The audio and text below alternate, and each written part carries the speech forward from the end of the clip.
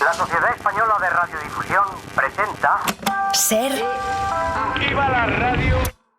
Podcast. Siempre. Buenas noches. ¿Qué seudónimo quieres que utilicemos al principio de la conversación? Lili, por favor. Lili. Vale. Arrancamos en la orilla del mar, nos vamos a despedir en un faro. Os pregunto siempre por vuestra relación con el mar. ¿Cuál es la tuya? Pues es una relación muy profunda. El mar es una de estas cosas que a mí me pone absolutamente mística. Piensa que yo leí el mar antes de verlo, tardé tiempo en ver el mar. Y el mar que yo leí era el mar homérico, el mar de la mitología, el mar de diosas, donde había pueblos que iban a la guerra por una mujer, este tipo de cosas, un mar gobernado por un dios. Entonces esto creó en mí un caldo de cultivo. Para mí la mitología siempre fue muy, muy importante. Y entonces la primera vez que vi el mar, yo vi ese mar, el mar homérico, ¿no? El mar, y ya nunca he podido dejar de mirar el mar así. Además, cuando me baño en el mar, me siento muy viva y a la vez me siento muy pequeña y eso me da mucha paz. ¿Tú recuerdas tu primera imagen del mar real? Si fue en la playa, si fue un verano, el real. Sí, fue en Villajoyosa, en Alicante.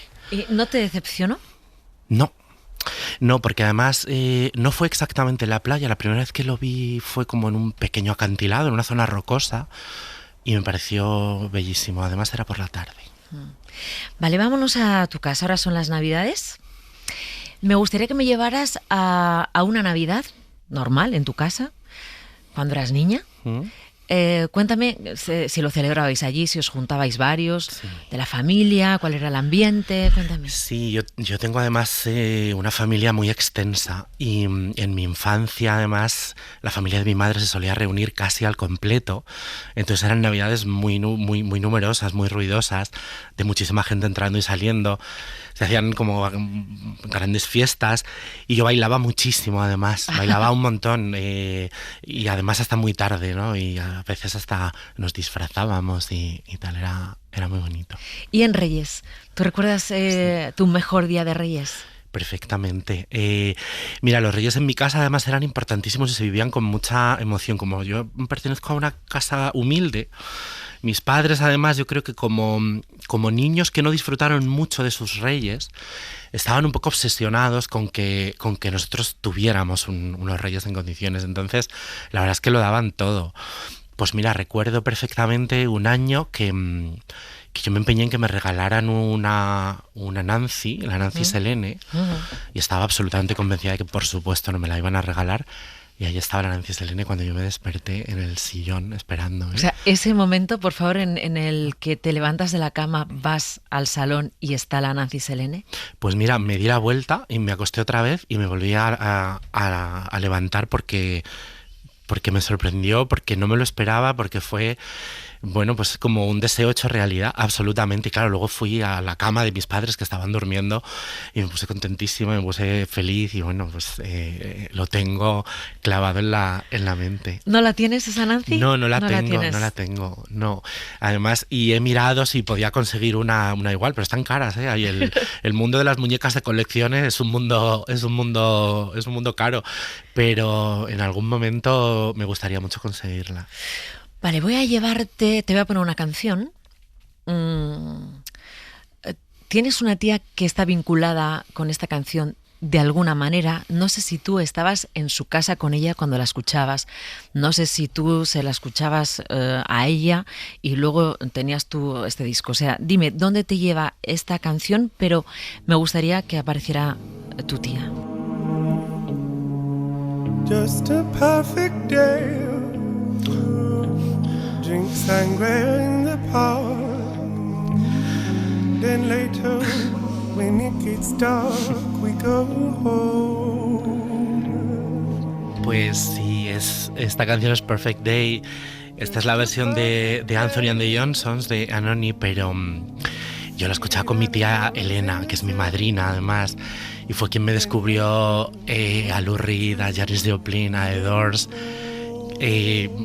Tengo recuerdos muy bonitos porque fue un poco mi entrada en la cultura adulta, aun siendo muy pequeña. y me hizo soñar muchísimo. Yo no entendía inglés, pero sabía que lo que estaba escuchando era importante y estaba bien escrito y era especial. Y además era una música que yo no solía oír con el resto de la familia, ¿no? Que era pues una música más tradicional, más española. Y mi tía me abrió ese mundo del rock y ese mundo maravilloso que es mi madrina, y bueno, pues la quiero mucho. Y sabes que esta versión de Anthony and the Johnsons tiene un toque muy medieval. Sí, absolutamente. Si estás escuchando, absolutamente, ¿no? Sí. Just a perfect day. Problems all left alone. Se está juntando, yo creo, esa música que descubres en la infancia, adolescencia, con la música que luego te va a marcar especialmente, que es la música medieval. Sí, esto fue en mi adolescencia. En mi adolescencia, escuchando un programa de radio de música antigua, pues escuché música medieval, escuché música de trovadores, y mi corazón se rompió y se recompuso de repente, y entendí que no iba a poder escapar nunca de esa estética, de ese sentimiento, y que algo se había clavado dentro de mí para siempre. ¿Qué te atrae de la Edad Media? Es una etapa muy compleja, sí, muy oscura, pero es muy transformadora. Pues mira, me atrae que es una época muy mal entendida y que además la entendemos a través de los ojos del Renacimiento, que la contó mal para hacer propaganda, ¿no? De ese, precisamente, de autodenominarse Renacimiento, ¿no? Como si la humanidad hubiera pasado por un túnel de oscuridad de 1000 años, y no es verdad. La Edad Media era puro color. Mira, hay una cosa que a mí me da mucha rabia en el cine, la Edad Media. Siempre se le pone como un filtro gris, un filtro azul, un filtro de colores fríos, y la Edad Media era una época de color, era una época... la novela moderna se la debemos a la Edad Media. Hay figuras, no sé, por ejemplo, Hildegard de Bingen, que supusieron... mira, pues yo no querría caer en el anacronismo de llamarla feminista, pero está muy cerca de serlo. Era una monja. Era una monja, es autora de esta música que está sonando. Efectivamente, abadesa, que era música, científica, poeta, mística, lo fue todo. Es una mujer absolutamente independiente, escribió desde los textos más hermosos de la mística hasta inventó lo que hoy entendemos por cerveza, por ejemplo, ¿no? ¿Ah, sí? Sí, efectivamente. Además tenía unos tratados de farmacología increíble, y fue de las primeras, por ejemplo, que estudió de una manera muy precisa la salud femenina.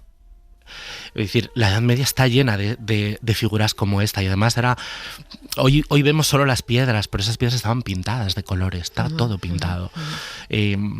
Aparte me parece que la poesía medieval, la literatura medieval, es una literatura por descubrir aún, yo creo que para mucha gente, y es a mí estéticamente me robó el corazón.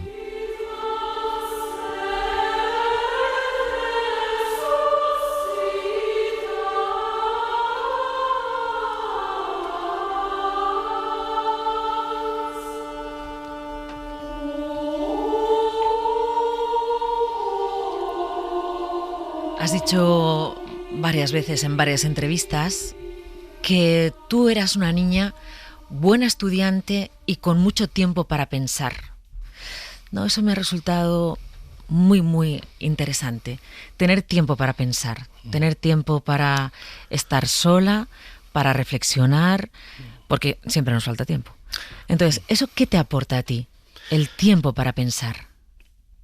Mira, un poco la capacidad de salirme del mundo y verlo desde fuera, verlo desde otro lugar. Porque yo me he pasado casi toda mi vida, de alguna manera, viviendo fuera del mundo, fuera de mi propia vida. Y eso tiene muchas cosas malas, pero una cosa buena que tienes es la capacidad de alejarte de las cosas y verlas en su conjunto. Y yo esto me di cuenta muy, muy pronto, en la infancia. Yo era muy consciente de que algo no estaba bien, de que mi vida no era mi vida realmente, tenía que vivir otra vida que no era la mía. Y entonces me daba una perspectiva de las cosas muy, muy especial. Era como si yo a mí misma también me viese desde fuera, ¿no? Y me sentía muy sola, pese a que físicamente no lo estaba. Mi familia era una muy buena familia, y lo es, siempre me han querido muchísimo. pero yo me sentía muy sola, porque era muy consciente de lo que me pasaba. Entonces pensaba mucho en ello, estaba muy dentro de mí, estaba todo el tiempo dentro de mí. Dices en el libro, del que vamos a hablar un poco también en esta entrevista, no me gustaría centrar toda la entrevista en el libro, pero sí he sacado algunos fragmentos que querría comentar contigo. El libro La mala costumbre, considerado por Crítica y Público uno de los mejores libros publicados este año. Que todas las niñas trans se sienten solas. Sí, crecen solas. Crecen solas, sí, ¿no? Sí. Teniendo en cuenta esto, que tienes una familia que te quiere, que está pendiente de ti. Y esa soledad al final puede ser un enemigo o una cómplice. Y en este caso también actúa de cómplice la soledad. Absolutamente, sí, es las dos cosas. Es una soledad inevitable por mucho que te quieran. Hay un proceso que tú tienes que vivir a solas. Pero es verdad que yo creo que maduras antes, que llegas a conocerte muy, muy bien, muy pronto. Que esto yo creo que marca una gran diferencia con las infancias cis heterosexuales, vamos a decir. Y te permite o te otorga cierta capacidad de recogimiento que, bueno, que sabrás apreciar cuando eres adulta.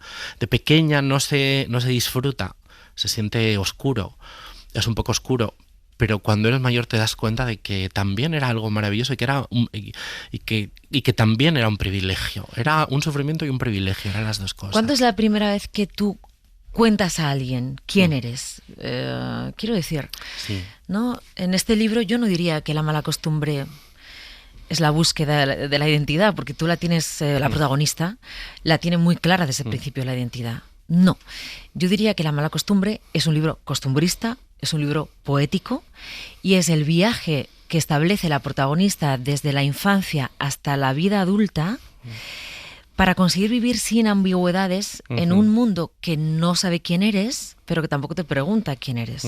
Ese es el viaje que hace el libro, no la búsqueda se haría antes.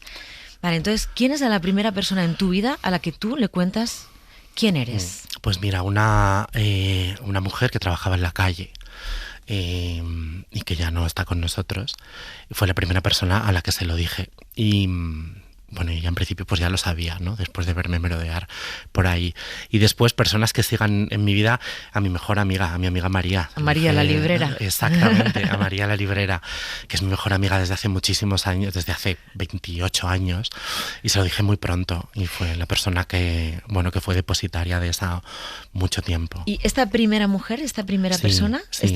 ¿Cómo se llamaba esta mujer? Eugenia. Eugenia. Sí. ¿Y ella qué te dijo? Que tuviera mucha paciencia y que tuviera mucho valor, que no hacía falta apresurarse, porque el mundo podía ser muy cruel, pero que no lo dejase para muy tarde y que me protegiese mucho. ¿Y eso a ti cómo te hizo sentir? Comprendida, muy, muy comprendida. Me hizo sentir vista por primera vez. Alguien me vio y sabía quién era. Y era una persona a la que desde el primer día que yo la conocí, por ejemplo, me hablaba en femenino. Siempre. Nunca hizo otra cosa. Es alguien que que supuso un cambio para mí, ella y un montón de mujeres a su alrededor. ¿Y eras una niña? Sí. Te quiero decir que eras pequeña, ¿no? Sí, tenía 15 años. Sí, una cosa adolescente. Así. Sí. ¿Y cuándo es la primera vez que sales de casa? Sí. Sin ambigüedades, lo que yo decía. Es decir, vistiendo como te apetece y como deseas y como quieres. Desde casa, ya vivía fuera, lo que pasa es que yo me fui pronto de casa, pero bueno, pues no sé, quizá a los 19 años, una cosa así, sí, a los 19 años más o menos. Lo que pasa que yo esto lo hacía antes, pero no desde casa. Me cambiaba por el camino. Por el camino y ya caminaba siendo yo misma desde adolescente. Pero esto, yo era muy, muy hábil escondiéndome. Era muy, muy hábil. Perfeccioné el arte de las dos vidas de un modo espectacular, la verdad. Y además eran dos vidas que no tenían vasos comunicantes, eran dos vidas absolutamente aisladas. Yo creo que he vivido la vida de dos personas. Pero desde una casa, desde abrir la puerta y salir así, yo creo que como así, a los 20 años. Sí, ¿y recuerdas ese momento de pisar la calle? Absolutamente. Absolutamente estaba nerviosa, asustada, feliz.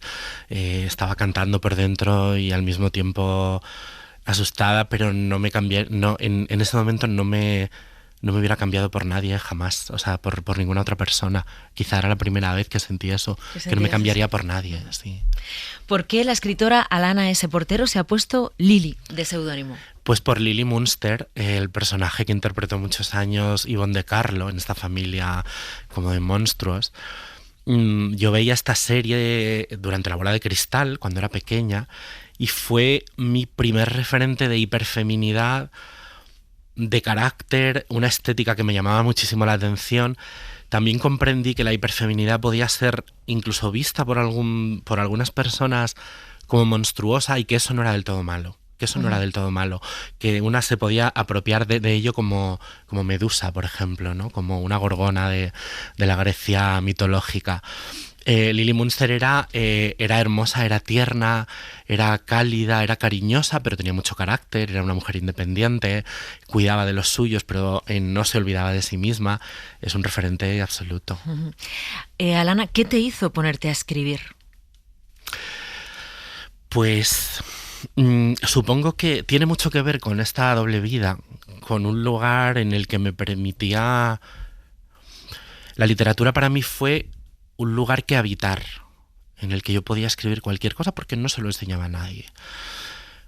Por otro lado, pues mira, justo escuchar todos estos grupos de música, las letras de las canciones me llevaron a lugares que yo pensaba que no existían, lugares de creación, y porque he estado toda la vida rodeada de literatura, porque la literatura ha sido mi patria, desde que era muy pequeña. Era el mundo que yo habitaba de una forma más real, y creo que fue una cosa natural, tenía que hacerlo, y me daba igual, yo no tenía ninguna ambición de ser escritora, quería escribir, que no es lo mismo. Eso llegó más tarde, lo de querer ser escritora, pero creo que era un camino absolutamente natural para mí. Ya fue. El libro, para los oyentes que no lo hayan leído todavía, es un prodigio. Gracias. Está escrito de una forma prodigiosa. Es verdad que te mete en un contexto muy concreto, pero es un contexto universal. Estoy segura de que cualquier lector o lectora va a encontrar un montón de elementos con los que va a sentirse identificado. Apenas la historia de un tiempo y un lugar. Y te está llevando a lugares insospechados. Desde luego, ¿no? Porque sí, te ha hecho recorrer el medio mundo. Sí. O sea, no sé cuántas ediciones lleva ya, 15, 16, ha publicado no sé cuántos países, y te ha hecho conocer a mucha gente que entiendo que cuando eras niña era inalcanzable. Por ejemplo, yo he pensado, lo has contado muchas veces, lo de Almodóvar. Claro. Te traigo un fragmento de una peli de Almodóvar. No sé si la viste en cine. Bueno, yo te he traído este fragmento que he seleccionado y dime dónde la viste y qué sentiste al escuchar esto. A ver si te acuerdas. La reconoces. Espero que no te haya molestado. ¿Molestarme por qué? Hay gente que no le gusta nada que le imite. A mí me halaga. Me hace sentir tan joven y tan absurda. A ver, deja que te mire. De cerca no te me pareces mucho, pero los gestos son míos. He tratado de imitar tu espíritu, tu estilo, eso que te hizo única. Todavía lo soy, pero he cambiado. No se puede seguir siendo una cantante pop a mi edad. Con el tiempo me he convertido en una gran dama de la canción. Ya lo sé, pero a mí me va más lo antiguo. Los pelucones, la minifalda, el plataformón, tu espíritu, tu estilo. ¡Ay, qué chistoso! No sé si se está riendo de mí o es encantador. No, es encantador. Dios santo, lo que hay que oír. Córtate, Manuel. Oye, ¿cuál es tu nombre de verdad? Como en la canción de Concha Piquer, soy lo que quieran llamarme. Mis amigos me llaman Letal. Perdona, pero ¿letal es masculino o femenino? Depende. Para ti soy uno. Si tienes un hondo penar, piensa en mí. Si tienes ganas de llorar, piensa en mí. Ya ves que venero tu imagen divina, tu párvula boca que siendo tan niña. ¿Dónde se va tu cabeza, Alana? Pues yo vi Tacones lejanos estoy bastante segura que en el cine Ciudad Lineal, que quedaba un poco lejos de casa. Además la vi sola, porque yo las pelis de Pedro casi siempre las he visto sola. los estrenos. Además es una película que me conecta bastante con mi madre porque mi madre adora esta canción. Esta canción le gusta mucho a mi madre. Y además esta película es una relación un poco tormentosa entre madre e hija. La mía con mi madre no es tormentosa. Víctor Abril y Marisa Paredes, eso es. la verdad que la peli es y vamos, me acuerdo perfectamente. Tengo un recuerdo bastante claro de cuando he visto todas las películas de Pedro. La vi sola, me hinché a llorar, a reír, pues como siempre, ¿no? Me llevó de un lado a otro. Pedro ha marcado muchísimo el mapa de lo que ha sido mi vida, ¿no? Absolutamente, conocerle, como has dicho, ha sido... Bueno, pues una de las cosas más especiales que me ha pasado este año. Piensa en mí cuando sufras, cuando llores, también piensa en mí. A mí, una de las cosas que más me ha gustado de leer La mala costumbre, que por cierto, ¿el título? Pues mira, es una mezcla de un homenaje a la mala educación de Pedro y después porque es un libro que está lleno de malas costumbres, ¿no? La mala costumbre de no ver a quién tienes delante, de no preguntarle quién es, la mala costumbre de callarse, de no decir lo que uno siente. Hay un montón de malas costumbres ahí. Pues una de las cosas que más me han gustado es lo luminoso que es el libro. Un libro que no tiene rencor, que no tiene odio, que no tiene venganza, que tiene luminosidad. Es un camino hacia la luz, es la salida de la caverna. No, o sea, es un camino que es un libro que es un camino hacia la luz y que tiene un montón de destellos muy brillantes.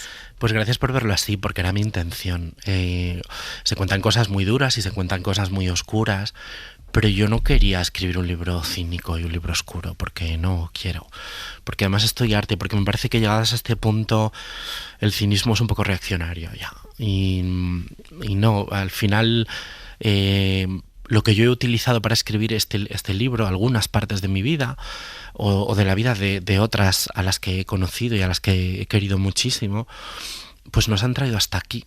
Si yo no hubiera escrito ese libro, si no lo hubiera contado así, pues no estaría aquí hablando contigo, por ejemplo.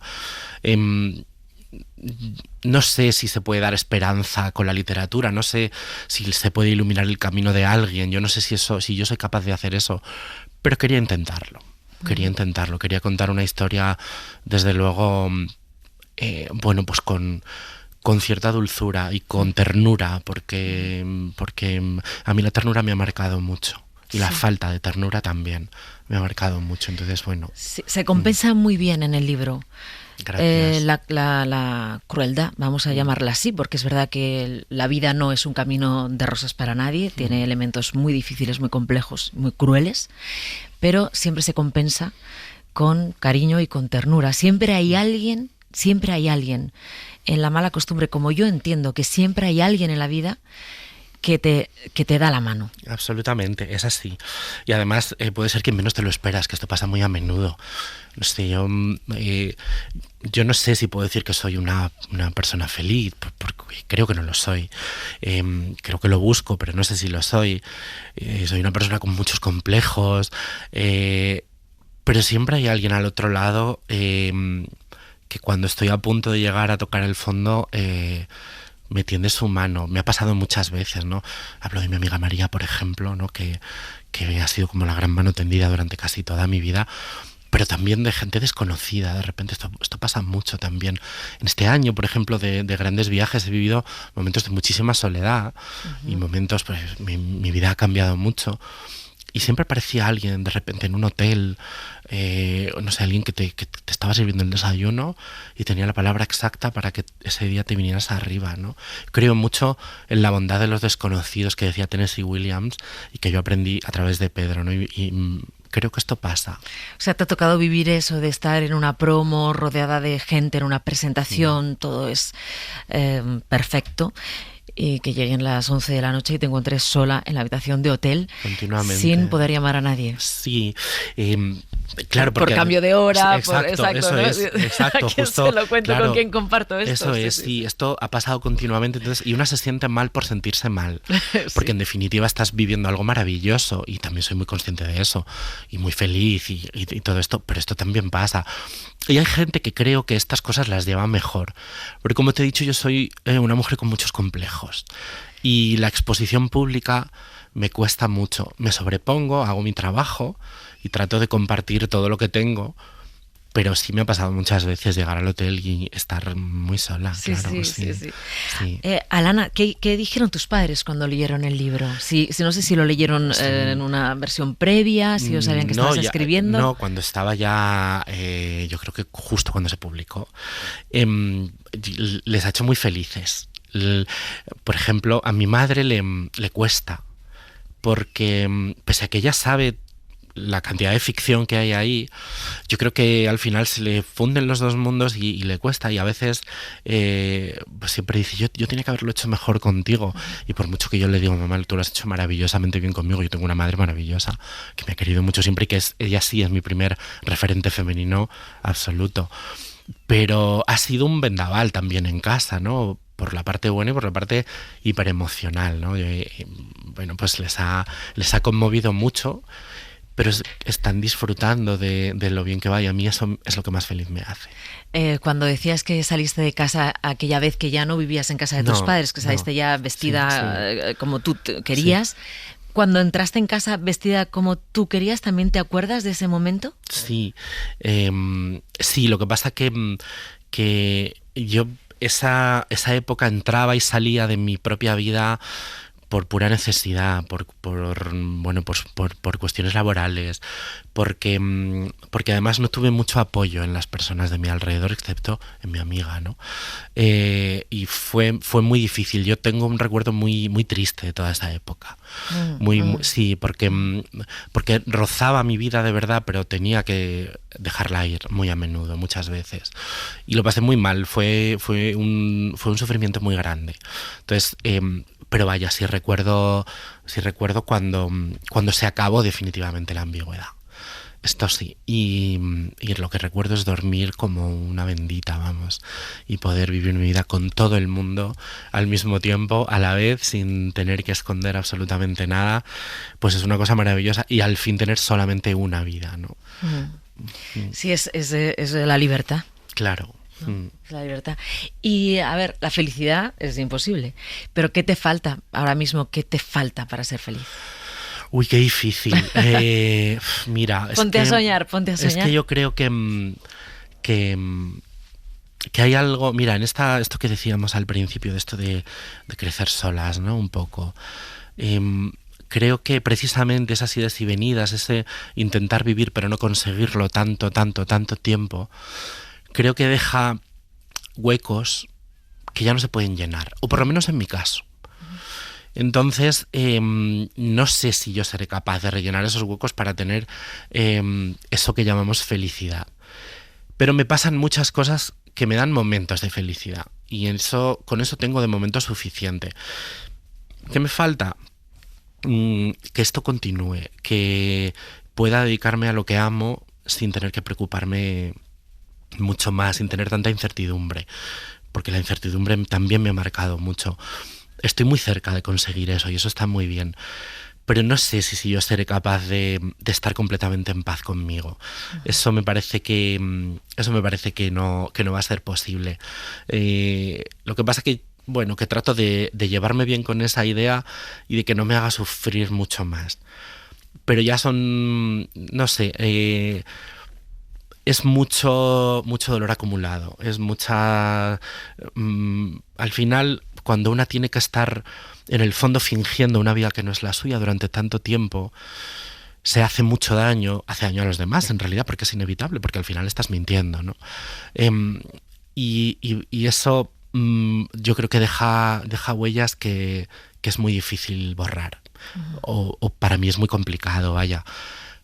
Pero bueno, vamos haciendo la vida, estoy mejor, mi vida ahora mismo tiene muchas cosas maravillosas y a ellas me agarro. Bueno, voy a llevarte a un faro. A ver, siempre os pregunto que me digáis con quién os gustaría estar, encontraros, reencontraros. Pero me gustaría que la Alana que estuviera en el faro, vamos a proyectar, como podemos imaginar, que para eso somos libres, que la Alana que estuviera en el faro, y ahora vas a decir con quién quieres que esté, sea una Alana en paz consigo misma. Y que ¿qué música podría estar sonando? Esa Alana, ¿con quién estaría acompañada y qué sonaría? Pues mira, por ejemplo, sonaría Dante's Prayer de Lorena McKinnon. Y me gustaría estar con todas las amigas que se han ido antes que yo, que tengo varias. Y especialmente con Roberta Marrero, la ilustradora de La Mala que se Costumbre. fue este año, a quien se echaba muchísimo de menos, y bueno, y con todas esas amigas que ya no están y que supusieron tanto para mí, que bueno, pues que fueron tan importantes. A la mayoría les horrorizaría la canción, me llamarían aburrida y pesada, pero me encantaría estar con ellas allí. Sorprendente que la Alana que hayamos elegido para estar en el Faro con las amigas que ya no están sea la Alana que está en paz consigo misma. Sí, y me siento en paz ahora mismo, ¿eh? Muchas gracias por haber estado en este programa, Alana. Gracias. Gracias, Mara, gracias.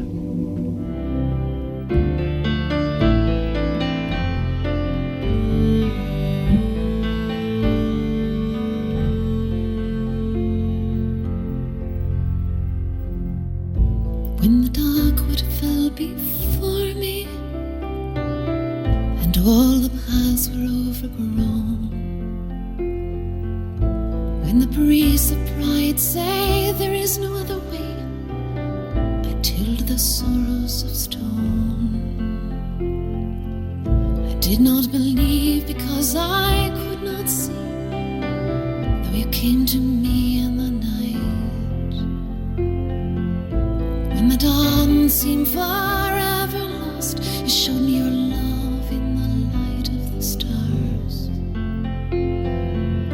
Cast your eyes on the ocean, cast your soul to the sea.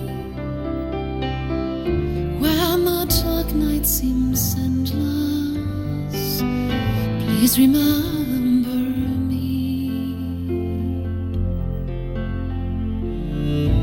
The mountain rose before me by the deep well of desire. From the fountain of forgiveness, beyond the ice and the fire. Cast your eyes on the ocean, cast your soul to the sea.